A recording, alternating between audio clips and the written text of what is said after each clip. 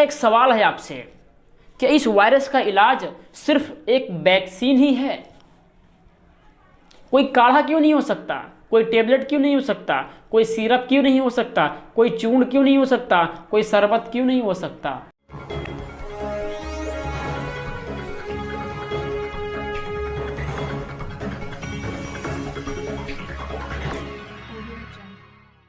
नमस्कार, मैं हूं सुमित आजाद और आप देख रहे हैं ग्लोबी न्यूज। दोस्तों, आज इस वीडियो में ग्लोबी न्यूज टीम के एक सदस्य बागी आजाद जी आपको एविडेंस के साथ और बड़ी सरल भाषा में सरकार का वो घिनौना सच आपको बताने वाले हैं जो आपको जानना बेहद जरूरी है। शायद हमें और आपको ये एहसास भी नहीं होगा, लेकिन सरकार पूरी तरह से भारत को डिजिटल गुलामी की तरफ ले जा रही है। अब इस डिजिटल गुलामी का क्या रहेगा परिणाम, क्या होगा भारत का भविष्य, इन सभी विषयों पर बहुत ही गंभीरता से सरल भाषा में व्याख्या करने के लिए हमारे साथ जुड़े हुए हैं आज बागी आजाद जी। उनके ही मुंह से सुनेंगे ये सरकार का घिनौना सच। उसके अलावा बागी आजाद जी की अन्य वीडियो भी आप देखना चाहते हैं तो उनके YouTube चैनल का लिंक मैं इस वीडियो के डिस्क्रिप्शन में दे दूंगा। आइए चलते हैं सीधे बागी आजाद जी के पास। नमस्कार साथियों, मैं अंजन श्रीवास्तव, बागी आजाद स्वदेशी संकल्प क्रांति सेवा ट्रस्ट का संस्थापक, राष्ट्रीय अध्यक्ष, आप सभी का स्वागत करता हूं। साथ ही एक निवेदन करना चाहता हूं। मैं अभी आपको ट्रस्ट के बारे में कोई जानकारी देने के लिए नहीं आया हूँ। इस समय हमारा देश, वर्तमान समय में हमारा देश एक वैश्विक षड्यंत्र की चपेट में है। ये बात हमारे देश की जो मीडिया है, हमारे इस लोकतंत्र का चौथा स्तंभ है, उसने ना ही इसके बारे में कोई जानकारी दी है और ना ही किसी को बताने का, समझाने का प्रयास किया है, सिवाय इस षड्यंत्र को सही साबित करने की। मतलब जो हो रहा है वो सही है, ऐसा उनका कहना है। ऐसे समय में आपके पास जानकारी का अभाव है, आप अज्ञानतावश उस सच को नहीं देख पा रहे हैं, जिस सच को आज से नहीं लगभग बरसों से छुपाने का प्रयास किया जा रहा है। और आज ऐसी परिस्थितियां जन्म ले चुकी हैं कि उन परिस्थितियों पर भी पर्दा डालने की पूरी कोशिश की जा रही है। एक समय था कि जब हम और हमारी आने वाली नस्लों को, या हम जिनके वंशज हैं, हमारे पूर्वजों को यह पता ही नहीं था कि हमारा देश आज़ाद भी है या गुलाम है। हम अपनी व्यवस्था में जी रहे हैं या गुलामी की व्यवस्था में जी रहे हैं। हम पर जो शासन कर रहे हैं ये स्वतंत्र हैं या ये भी किसी के प्यादे हैं, किसी के मोहरे हैं। एलोपैथिक माफियाओं का व्यापार इतना बड़ा हो गया है कि वे जब चाहें तब आपकी बॉडी में छेड़खानी कर सकते हैं।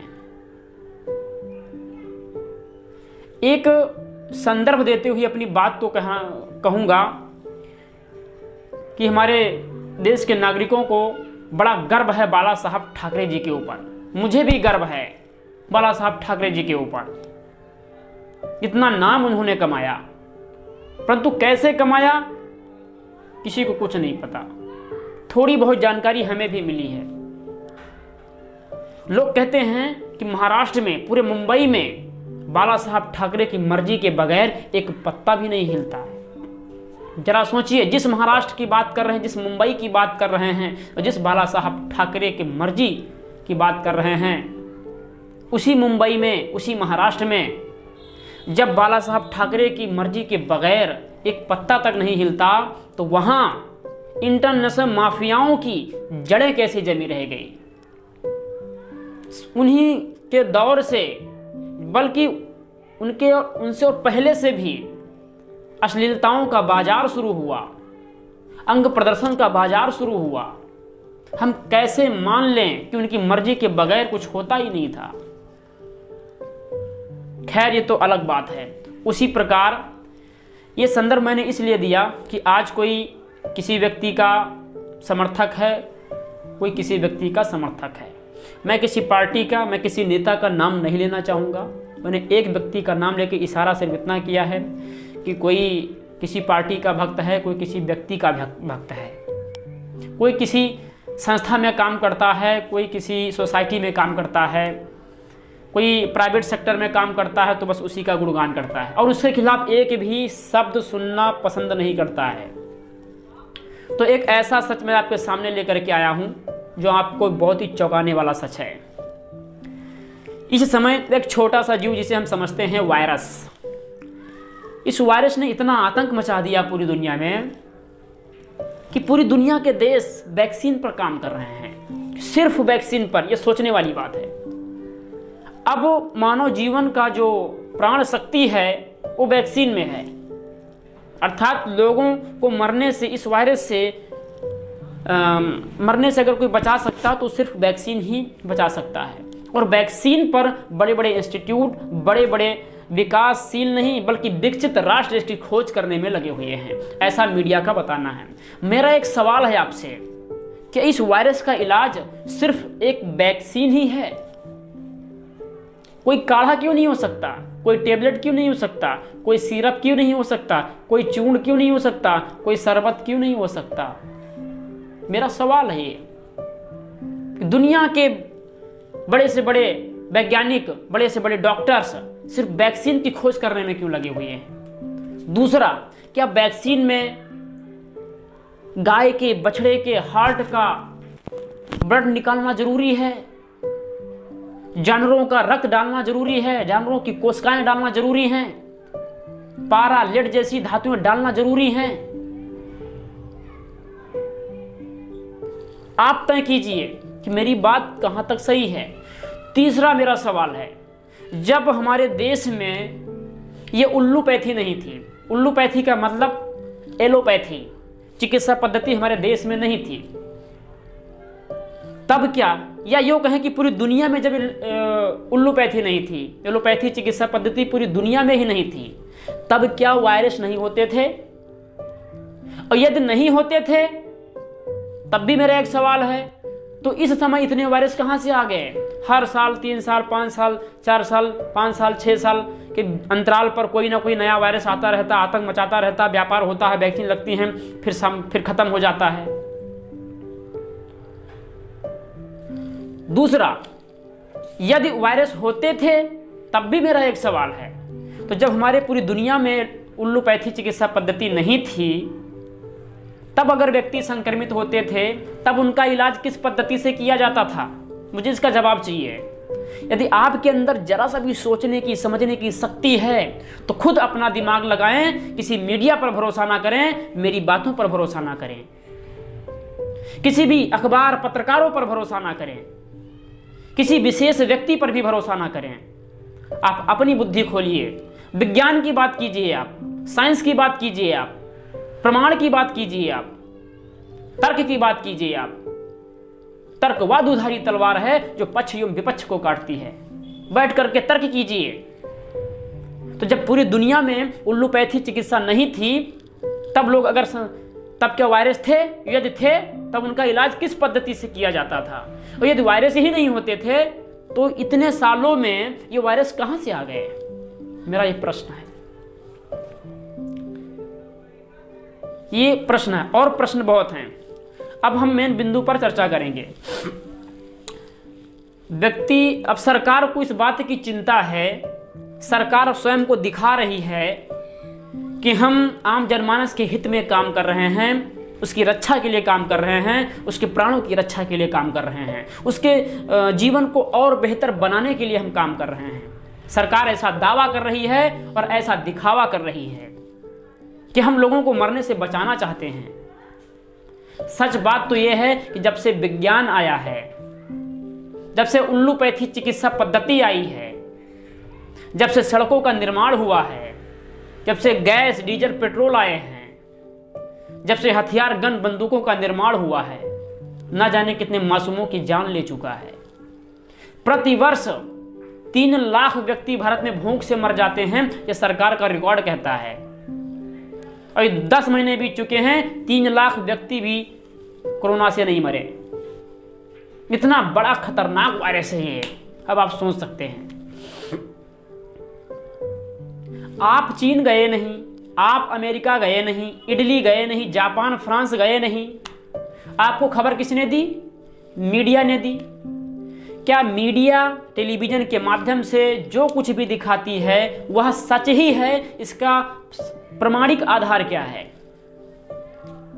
क्या आधार है कि मीडिया जो कुछ भी दिखा रही है वो सच दिखा रही है? दूसरी तरफ हमारे देश के कुछ भारतीय डॉक्टर हैं, जैसे डॉक्टर तरुण कोठारी MBBS MD, डॉक्टर विश्वरूप राय चौधरी, और जिनका मैं प्रबल समर्थक हूं, जिनकी प्रेरणा से मैं काम कर रहा हूं, स्वर्गीय राजीव भाई दीक्षित जी। उनका कहना है, उन्होंने ICMR, CDC, WHO, भारत सरकार स्वास्थ्य मंत्रालय को कटघरे में ला करके खड़ा कर दिया है और यह चुनौती दी है कि कोरोना को साबित करो, महामारी साबित करो, 1 लाख रुपए इनाम पाओ। यदि मेरे पास अरबों की संपत्ति होती तो मैं अपनी पूरी संपत्ति नीलाम कर देता और कहता कि मैं फला डॉक्टर का समर्थन करता हूं, इनकी बातों का समर्थन करता हूं, और यदि आप इनकी बातों को, कोई भी व्यक्ति, चाहे वो डॉक्टर, इंजीनियर, IAS, किसी भी वर्ग का कोई भी व्यक्ति हो, इनकी बात को अगर कोई गलत साबित कर सकता है तो मैं मृत्यु दंड भी मुझे स्वीकार है और मैं अपनी सारी संपत्ति आपके नाम करने को तैयार हूं। तो भारत सरकार या दिखावा कर रही है, जो हम पर शासन कर रहे हैं वह दिखावा कर रही है कि हम आम जनमानस के हितों के लिए कार्य कर रहे हैं। और देखिए कितना अच्छा कार्य कर रही है, उनके जीवन की बेहतर पोषण, बेहतर सुरक्षा के लिए काम कर रही है, गरीबी मिटाने के लिए कार्य कर रही है, भुखमरी को खत्म करने के लिए काम कर रही है, बेहतर स्वच्छ जल के स्रोत विकसित कर रहे हैं, ऊर्जा विकसित कर रहे हैं, कितना अच्छा कर रहे हैं। अब मैं बताता हूं कि लोगों के स्वास्थ्य के प्रति हमारी भारत की सरकार कितनी सजग है, कितनी जागरूक है, कितना चिंतनशील है, आज हम आपको बताते हैं। शायद हो सकता है आपने कभी गौर नहीं किया हो, स्वर्गीय राजीव भाई दीक्षित जी ने कोल्ड ड्रिंक को एक टॉयलेट क्लीनर कहा है, जबकि साबित भी हो चुका है कि कोल्ड ड्रिंक जो आप पीते हैं वह एक प्रकार का टॉयलेट क्लीनर है और कुछ नहीं है। 18 प्रकार से भी ज्यादा उसमें केमिकल मिलाए गए हैं, 18 प्रकार से भी ज्यादा केमिकल मिलाए गए हैं। हमारे शरीर की जो रोग प्रतिरोधक क्षमता है उससे 200 गुना ज्यादा उसमें केमिकल मिलाए गए हैं।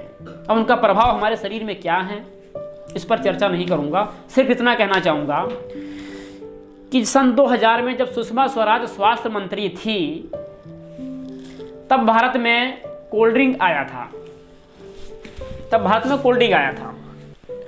और कोल्ड ड्रिंक की टेस्टिंग के लिए सुषमा स्वराज जी ने बड़े बड़े इंस्टीट्यूट में उसके सैंपल लिए और जांच के लिए भेजे। तब उस जांच में जो खुलासा हुआ, चौंकाने वाले खुलासा थे। तो हुआ ये, तब सुषमा स्वराज जी ने यह निर्णय लिया या तो बहुत ही घातक है व्यक्ति के स्वास्थ्य के लिए और इसे पूरी तरीके से बैन कर दिया जाना चाहिए।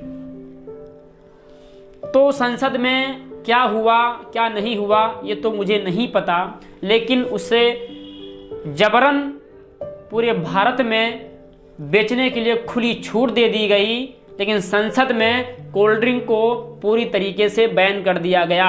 या हमारी देश की मीडिया ने आज तक नहीं बताया लोगों को, कोई प्रश्न नहीं उठाया कि भारत की संसद में कोल्ड ड्रिंक बैन क्यों है, किसी ने नहीं बताया। दूसरा,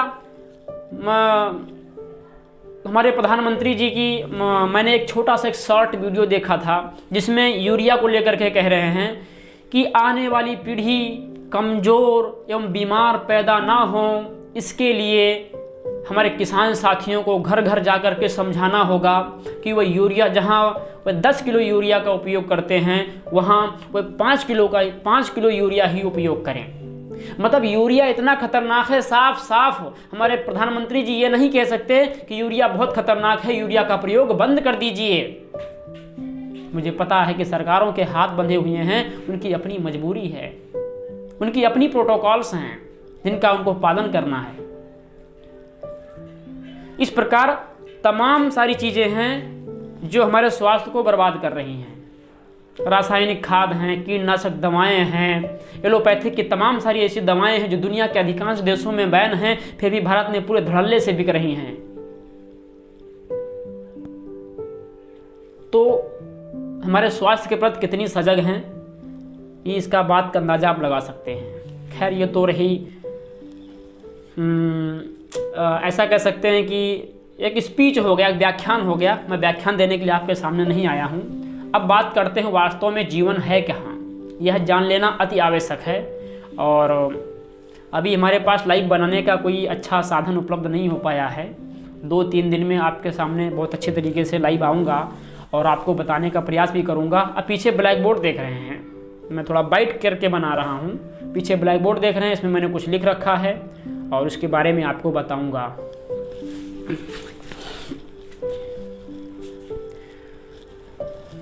गुलामी किसे कहते हैं, हमें और आपको। खैर, मैं तो समझ चुका हूँ और तैयार भी हो चुका हूँ, और अब आपको समझने की ज़रूरत है कि गुलामी किसे कहते हैं।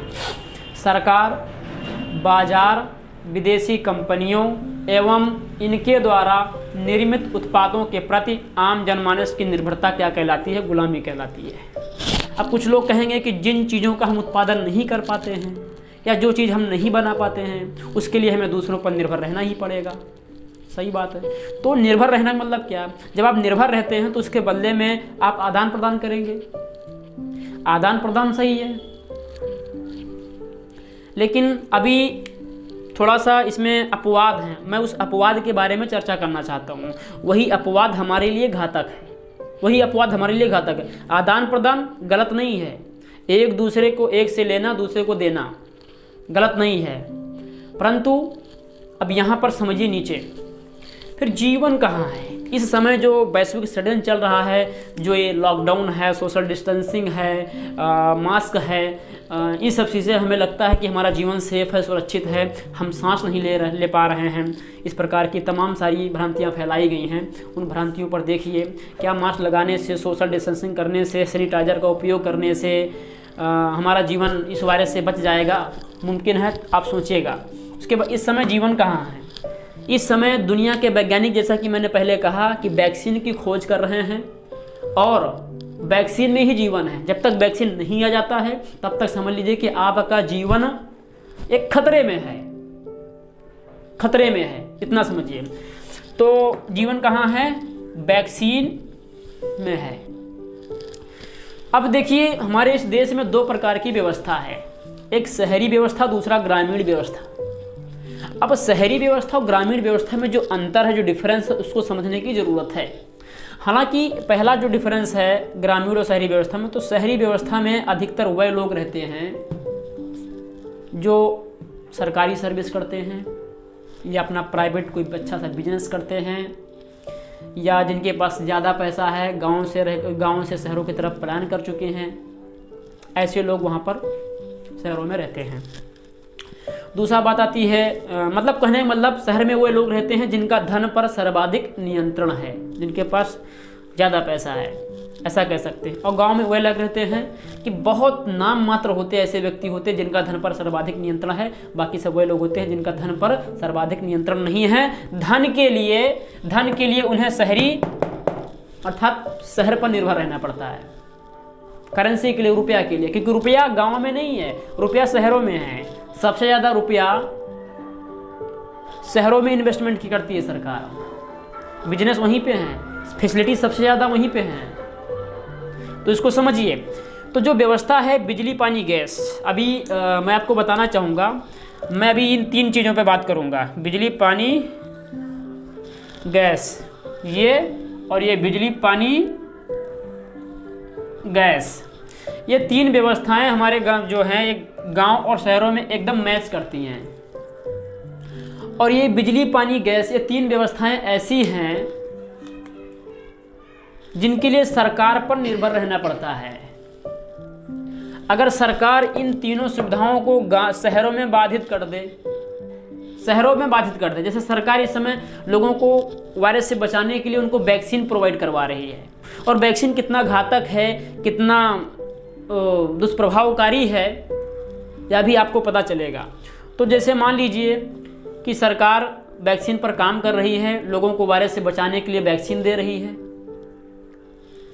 तो जो वैक्सीन नहीं लेगा उनके साथ क्या होगा, तथा जिनको वैक्सीन दिया जा रहा है, इनको वैक्सीन दिया गया इनको, उसके बाद आधार कार्ड से ये लिंक होगा, ये आधार से लिंक होगा, इनको लगा कि नहीं, जिनको लगा है वो खुला घूम सकेंगे, कहीं भी आ जा सकेंगे, और जिनको नहीं लगा है उनके ऊपर पाबंदी लगा दी जाएगी। वो पाबंदी किस तरह की होगी यह भी आपको समझने की ज़रूरत है। तो जैसे मान लीजिए पाबंदी, अभी हम 3 की बात कर लेते हैं, बिजली पानी गैस। बिजली पानी गैस, जो शहरी व्यक्ति, किसी भी शहरी व्यक्ति ने वैक्सीन नहीं लगवाया, सरकार अगर बिजली पानी गैस अगर बाधित कर दे तो शहरों में जीवन खत्म। लेकिन यही चीज़ अगर जो गांव में व्यक्ति है वो अगर वैक्सीन नहीं लगा रहा, इसका विरोध कर रहा है कि हम वैक्सीन नहीं लगवाएंगे, तो सरकार क्या करेगी? बिजली पानी गैस, डीजल पेट्रोल, सरकारी राशन, शौचालय, आवास, मनरेगा, अस्पताल आदि सुविधाओं से वंचित कर देगा। तब भी ग्रामीण व्यवस्था पर कोई फर्क नहीं पड़ने वाला है, कोई फर्क नहीं पड़ने वाला है। गाँव में जीवन है, शहरों में जीवन खत्म है, केवल इन्हीं 3 चीज़ों से लेकर के। क्योंकि गांव में क्या है? गाय है, लकड़ी भी है, क्योंकि गाय के गोबर और गौमूत्र से हम बिजली और गैस का उत्पादन भी कर सकते हैं। पानी का स्रोत हमारे पास है, नहर है, तालाब है, नदियां हैं, छत बने हुए हैं, हम बरसात का पानी स्टोर कर लेंगे, पिएंगे, कुआं है, तमाम सारी चीज़ें हैं। और गैस, जैसा कि मैंने बताया कि गाय के गोबर और गौमूत्र से हम बिजली और गैस का उत्पादन कर लेंगे। तो इन 3 चीज़ों का उत्पादन हम स्वयं कर सकते हैं। और इन्हीं 3 चीज़ों के खर्च के लिए सरकार विदेशी बैंक से कर्ज लेती है और बिजली पानी गैस का उत्पादन करती है। बिजली और गैस का उत्पादन करती है। और बिजली उत्पादन में कितना खर्च आता है, जबकि हमारे स्वर्गीय राजीव भाई दीक्षित जी इस बात को साबित कर चुके हैं कि यदि आज हिंदुस्तान में यदि गाय और बैलों का कत्ल ना होता तो आज इंसानी की जितनी आबादी है उससे 1.5 गुना या दुगना जो है, या फिर 3 गुना आबादी हमारे गाय और बैलों की होती। तो उनके गायों से प्राप्त गोबर और गौमूत्र से हम इतनी गैस और बिजली का उत्पादन कर सकते थे कि पूरे भारत के कारपोरेट सेक्टर को बिजली दे सकते थे। लेकिन भारत सरकार ने इस पर काम नहीं किया। क्यों?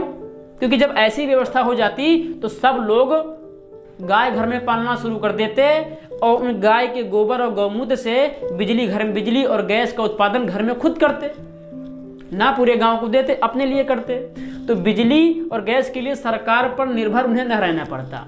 सबसे जो मेन पॉइंट आपको समझने वाली है कि सरकार जो कुछ भी काम करवा रही है, सरकार जो कुछ भी स्कीम बना रही है या फिर कोई प्लान लॉन्च कर रही है, वह स्वयं पर निर्भर बनाने के लिए, ताकि आपके हाथ पांव पूरी तरीके से कटे रहें और आप हमारे उंगली के इशारे पर नाचते रहें। मान लीजिए आपको बैंक में अकाउंट खुलवाना है। 2014 का मैं रेफरेंस देता हूँ, 2013 का रेफरेंस देता हूँ, जब हमारे गुजरात के प्रधान मुख्यमंत्री, अब समझ रहे होंगे किसकी तरफ मैं इशारा कर रहा हूँ, उन्होंने आधार कार्ड के बारे में सबसे पहले बुराई की थी, सबसे पहले सवाल खड़े किए थे और आधार कार्ड को गुलामी का कार्ड भी बताया था। और उनके प्रधानमंत्री बनने के उपरांत आधार कार्ड हर जगह अनिवार्य कर दिया गया। किसी चीज की अनिवार्यता भी हमारी गुलामी का सबसे बड़ा कारण है। एक अनिवार्यता, दूसरा किसी के प्रति हमारी निर्भरता हमारी गुलामी का सबसे बड़ा कारण है। तो सरकारें जो काम कर रही हैं वो अपने ऊपर निर्भर बनाने का काम कर रही हैं। अब जैसे शहरी व्यवस्था में एक बार देख लीजिए, बिजली है, पानी है, गैस है, डीजल पेट्रोल, लग्जरी गाड़ियाँ, 24 आवर, अस्पतालों की सुविधा है, स्कूल कॉलेज की सुविधा है, बैंक एवं लोन की सुविधा है, नाली एवं सीवर तथा सड़कों की सुविधा है, ऑफलाइन ऑनलाइन मार्केटिंग की सुविधा है, शहरी आवास है। वहीं दूसरी तरफ गाँव की व्यवस्था देखिए, बिजली पानी गैस डीजल पेट्रोल, सरकारी राशन, शौचालय, आवास, मनरेगा, अस्पताल, इन सब चीज़ों के लिए हमें दूसरों पर निर्भर रहना पड़ता है, हमें रहना पड़ता है। अब बात अगर करूँ अस्पताल की, तो आप प्राइवेट भी हैं, सरकारी भी हैं, लेकिन अगर शहर में बात करें तो आपको आयुर्वेदिक, होम्योपैथिक सारे प्रकार के आपको हॉस्पिटलों की सुविधा मिलेगी, जबकि गांव में आपको उल्लोपैथी के मेडिकल स्टोर मिलेंगे और आपको अंग्रेजी अस्पताल मिलेगा, जहाँ पर एक अंग्रेजी डॉक्टर आकर के बैठता है, लोगों का इलाज करता है। कुछ 15-20 दवाएं होती हैं, नामचीन दवाएं होती हैं, उसी से सबका इलाज होता है। आप समझ सकते हैं। नालियों, सीवर तथा सड़कों की अच्छी व्यवस्था होती है शहरों में, वहीं गांव में क्या हाल होता है आपको अच्छी तरीके से पता है। ऑफलाइन ऑनलाइन मार्केटिंग की सुविधा शहरों में है, गाँव में नहीं है। और ये ऑनलाइन भी एक गुलामी का सबसे बड़ा कारण है, क्योंकि ये कैशलेस सोसाइटी का निर्माण करने में सबसे बड़ा जो योगदान दे रहे हैं वो शहरीवासी दे रहे हैं। एक सबसे बड़ी जो इम्पोर्टेंट जो बात आपको समझने वाली बात है वो ये समझने वाली बात है हमने क्या कहा कि आदान प्रदान। बिजली पानी गैस के लिए हम सरकार पर निर्भर रहते हैं, शहर वाले बिजली पानी गैस के लिए सरकार पर निर्भर हैं। अब तो घर में नलकूप वगैरह लगा लेते हैं, वो अलग की बात है। तो बिजली पानी गैस के लिए सरकार पर निर्भर रहते हैं। उसी प्रकार ये डीजल पेट्रोल भी सरकार पर भी निर्भर रहते हैं। लेकिन यहाँ गांव का किसान पानी पर स्वयं निर्भर है, देने की ज़रूरत नहीं है, सरकार की ज़रूरत नहीं है। वह चाहे तो गांव के लोगों को गैस की भी आवश्यकता नहीं है, चाहे तो गांव के लोगों को बिजली की भी आवश्यकता नहीं है। इस एक टॉपिक पे हम अलग से व्याख्या करेंगे, क्योंकि यह बिजली इतना बड़ा षड्यंत्र है, ये बिजली इतना बड़ा षड्यंत्र है कि आप जब इसके विज्ञान को समझेंगे तो कहीं ना कहीं अगर आप में समझ है तो आप आज भी कनेक्शन नहीं लेंगे, कटवा देंगे, क्योंकि हमारे घर में आज भी बिजली का कनेक्शन नहीं है। ज़रूरत पड़े तो जाके देख आना हमारे घर में। तो डीजल पेट्रोल की हमें आवश्यकता ही नहीं है। तो जब गाय हमारे पास होगी तो गाय से गोबर गौमूत्र से हम बिजली और गैस का उत्पादन करेंगे, उससे हम खेतों की सिंचाई भी कर लेंगे। और अगर आवश्यकता पड़ी तो हम सिलेंडर लगा करके मेथेन गैस बना करके हम गाड़ी भी चला सकते हैं। तो हमें डीजल पेट्रोल पानी गैस बिजली की सरकार से आवश्यकता नहीं है। हमें सरकारी राशन की भी आवश्यकता नहीं है। सभी लोगों के पास ज़मीनें हैं, वह ज़रूरत से ज़्यादा पैदा करते हैं, बेच देते हैं, बाद में सरकारी गल्ला भी लेते हैं। ठीक है। और अगर सरकार लोगों की छीनी हुई ज़मीनें वापस कर दें तो सरकारी राशन की भी गांव वालों को आवश्यकता नहीं है। रही बात शौचालय आवास, हमारे गाँव में जो है बाहर खेतों में बाहर शौच जाने के लिए पूरी परंपरा रही है, पूरी व्यवस्था रही है शुरू से ही। तो जो है शौचालय और आवास की भी हमें आवश्यकता नहीं है, क्योंकि हम तो खरपतवार फूस में रहते थे। ये हमारी ईंट मिट्टी से बनाए जाते हैं, बलुई मिट्टी से बनाए जाते हैं। तो आपको पता है कि मिट्टी का कितना खनन हो रहा है। और जब ये मकान जब गिरते हैं, टूटते हैं, तो इनका जो कचरा बचता है जहाँ पर पड़ेगा उस मिट्टी को पूरी तरीके से बर्बाद कर देगा। लेकिन हम मिट्टी के मकान बनाते थे, खरपतवार के मकान बनाते थे, जल जाए, गिर जाए, कुछ भी हो जाए, पुनः मिट्टी में मिल जाएंगे, मिट्टी की उपजाओं को ख़त्म नहीं करेंगे। तो कितना बड़ा प्रकार का देख सके। मनरेगा में हमें काम नहीं मिलेगा, तब भी हम गाँव के लोग बड़ी आसानी के साथ रह सकते हैं, काम कर सकते हैं, जी सकते हैं। कैसे बताऊँगा। अस्पताल ना मिले तो भी कोई दिक्कत नहीं है। भारत सरकार सिर्फ आयुर्वेद को प्रमोट कर दे, क्योंकि हमारे रसोई में 40-50 प्रकार की दवाएं ऐसी ही हैं। मेथी है, जीरा है, काली मिर्च है, लौंग है, अजवाइन है, तेजपत्ता है, गुड़ है, कपूर है, ये सब तमाम सही दवाएं हैं। अदरक है, तो धनिया है, इस प्रकार की दवाएं हैं जिनसे हम अपना इलाज स्वयं कर सकते हैं। गाय का मूत्र ही ऐसी है जो तमाम कई प्रकार की गंभीर से गंभीर बीमारियों में काम आता है। गाय के गोबर गौमूत्र मतलब 5 तत्वों से कई प्रकार के हम पंचगव्य उत्पाद बनाते हैं, उससे संपूर्ण चिकित्सा संभव है। तो फिर हमें ये उल्लूपैथी की हमें आवश्यकता क्यों पड़ी? क्योंकि सरकार हमें अपने ऊपर निर्भर, मतलब जनता को अपने ऊपर निर्भर बनाना चाहती है। क्योंकि अगर जनता सरकार पर निर्भर नहीं रहेगी, जरा सोचिए, ये सरकार है, ये जनता है, ये अगर जनता अगर किसी के ऊपर निर्भर नहीं है, ये जनता स्वतंत्र है, जनता स्वतंत्र है, ये सरकार है। तो अगर जनता का काम इतना है कि वोट दे करके इनको बैठा देना, ये बैठ गया। अब इनका काम क्या, अगर जनता को सुविधा नहीं देंगे तो जनता क्या करेगी, ये जनता पर छोड़ दीजिए। लेकिन यहाँ पर बात आती डेमोक्रेसी की। डेमोक्रेसी यहाँ पर दिया गया है, सियासत को ख़त्म करके डेमोक्रेसी को दिया गया।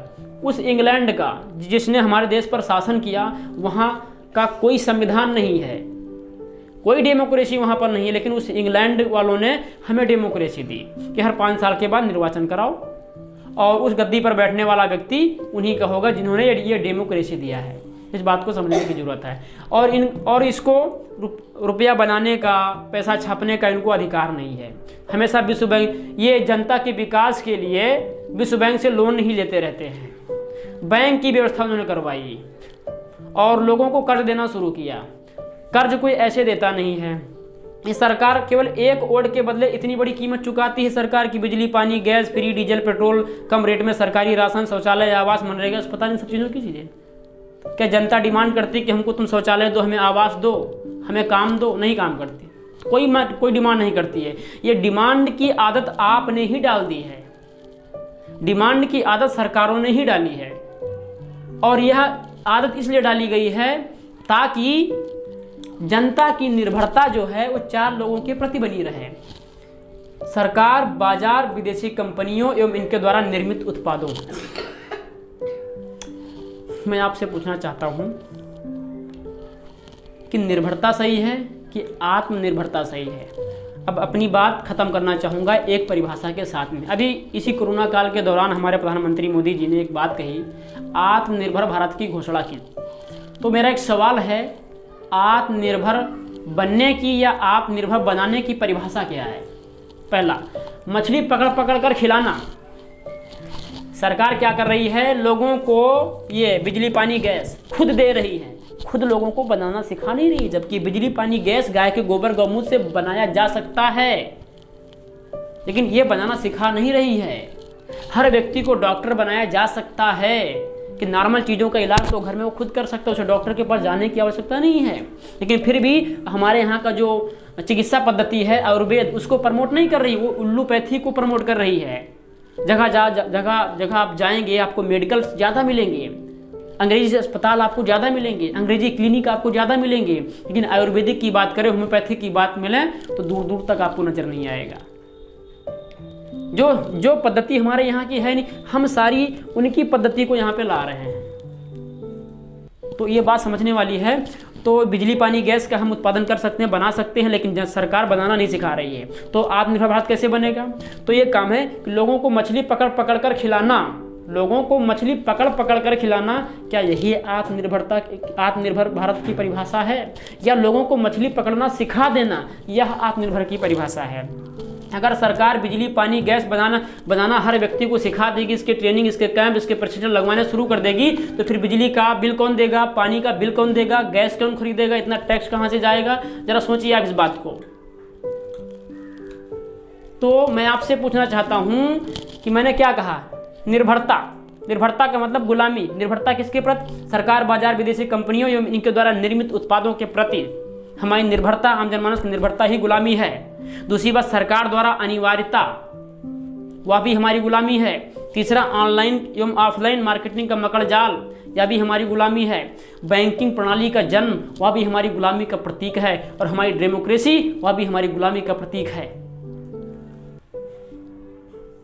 तो आत्मनिर्भर बनने की परिभाषा क्या है? लोगों को मछली पकड़ पकड़ कर खिलाना या उन्हें मछली पकड़ना सिखा देना?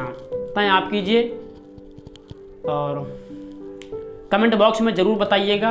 इन्हीं शब्दों के साथ मैं अपनी वाणी को विराम देता हूं। एक बार फिर अपनी संगठन का नाम लेना चाहूँगा, स्वदेशी संकल्प क्रांति सेवा ट्रस्ट। इसका मैं राष्ट्रीय अध्यक्ष संस्थापक अनिल श्रीवास्तव जो आपके सामने प्रस्तुत हुआ हूँ। तो वंदे मातरम, जय मातृभूमि।